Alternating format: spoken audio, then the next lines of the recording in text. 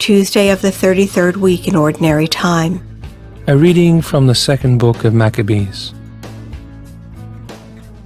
Eleazar, one of the foremost scribes, a man of advanced age and noble appearance, was being forced to open his mouth to eat pork. But preferring a glorious death to a life of defilement, he spat out the meat and went forward of his own accord to the instrument of torture, as people ought to do who have the courage to reject the food, which it is unlawful to taste even for love of life.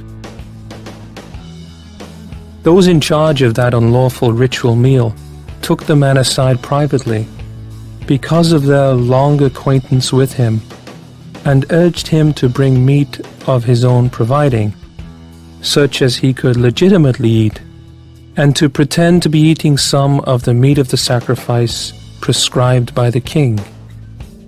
In this way, he would escape the death penalty and be treated kindly because of their old friendship with him. But Eleazar made up his mind in a noble manner, worthy of his years, the dignity of his advanced age, the merited distinction of his grey hair, and of the admirable life he had lived from childhood. And so he declared that above all, he would be loyal to the holy laws given by God.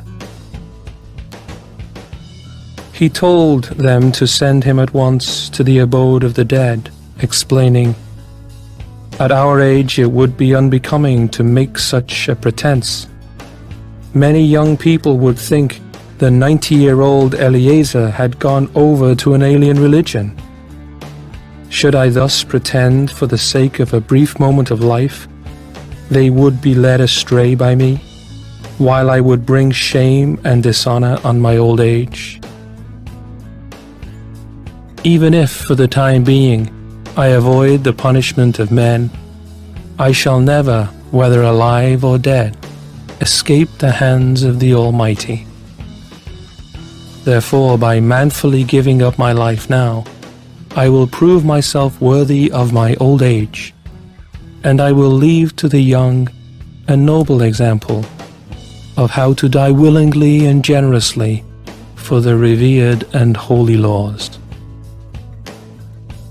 Eleazar spoke thus, and went immediately to the instrument of torture. Those who shortly before had been kindly disposed now became hostile toward him, because what he had said seemed to them utter madness.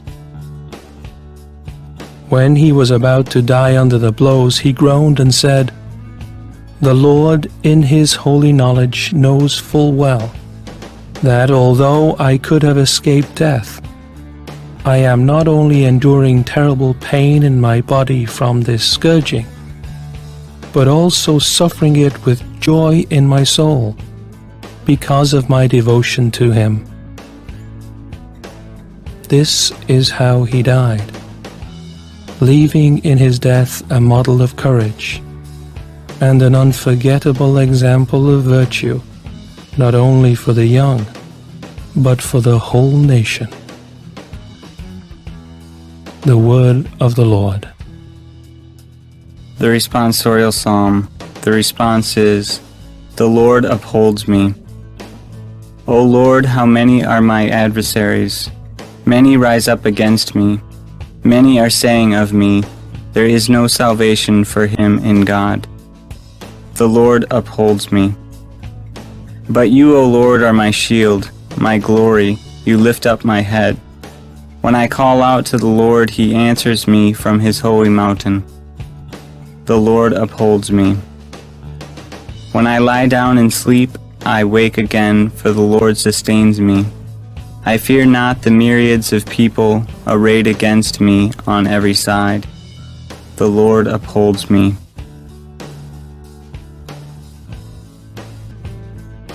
A reading from the Holy Gospel according to Luke. At that time, Jesus came to Jericho and intended to pass through the town. Now, a man there named Zacchaeus, who was a chief tax collector and also a wealthy man, was seeking to see who Jesus was. But he could not see him because of the crowd, for he was short in stature. So he ran ahead and climbed to a sycamore tree in order to see Jesus, who was about to pass that way. When he reached the place, Jesus looked up and said, "Zacchaeus, come down quickly, for today I must stay at your house." And he came down quickly and received him with joy. When they saw this, they began to grumble, saying, "He has gone to stay at the house of a sinner." But Zacchaeus stood there and said to the Lord, "Behold, half of my possessions, Lord, I shall give to the poor, and if I have extorted anything from anyone, I shall repay it 4 times over." And Jesus said to him, "Today salvation has come to this house, because this man too is a descendant of Abraham. For the Son of Man has come to seek and to save what was lost." The Gospel of the Lord.